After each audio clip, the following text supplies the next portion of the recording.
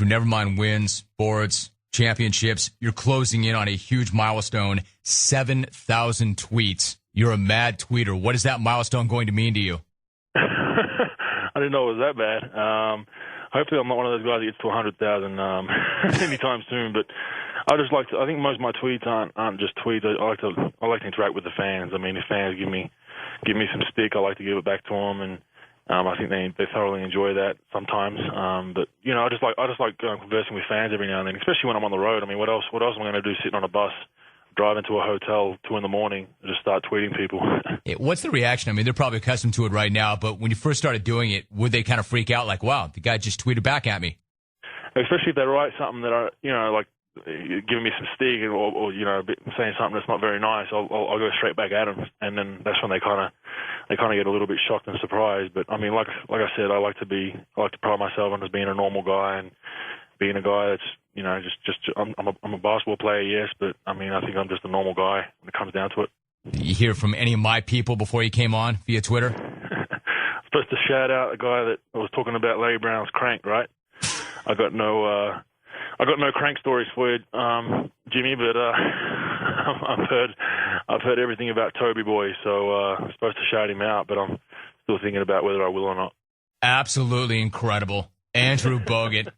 Andy, my man, you are the guy. Great to have you on the show. Appreciate the visit. Why you and I don't do this more often, I don't know, but that's got to change. Yeah, come on, man. You know the number of the Bucks PR department now. You should have it on speed dial. You're the best. Andrew, thanks so much. Have a great weekend. Let's do it again soon. Yeah, I've got no words. I've got no reaction to that. Where do I go from there? Thank goodness the segment's over. Hey, I don't condone that phone call. I'm never playing it again. But Andrew Bogut just went legend. Forget the Toby call. Just reset the last 10 seconds of the Bogut interview. Mark in Austin. Supposed to shout out a guy that was talking about Larry Brown's crank, right? I got no crank stories for you, Jimmy, but I've heard everything about Toby Boy, so I'm supposed to shout him out, but I'm still thinking about whether I will or not. That might have been like the most unbelievable 30 seconds I've heard on the show in a long time. That he didn't just shout out to some guy that he didn't know.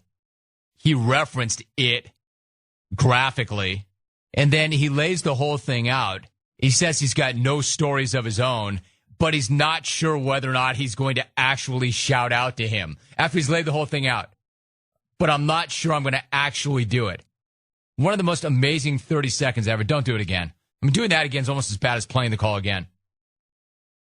Andrew Bogut. Needless to say, that 30 seconds almost put him in the same neighborhood with Elk, because you all love the guy for it. Dear Jim, Andrew freaking Bogut. Great interview. This guy should have been an all-star last year over Al Horford. He walked that Toby and Houston issue perfectly. Walked it? He was right inside of it. What do you mean, like he walked the line or something? Come on, he stomped all over it. He walked that Toby and Houston issue perfectly, acknowledged the clones wanted the shout-out, but didn't actually go through with one. This guy's a master in the low post and a master of the radio interview. War, fear the deer.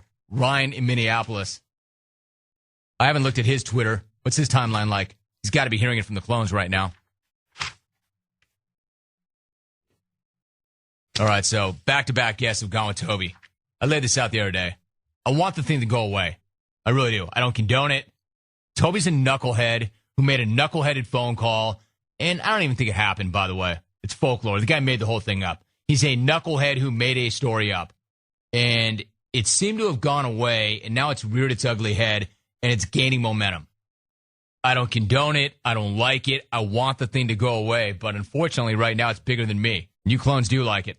Larry Brown's crank.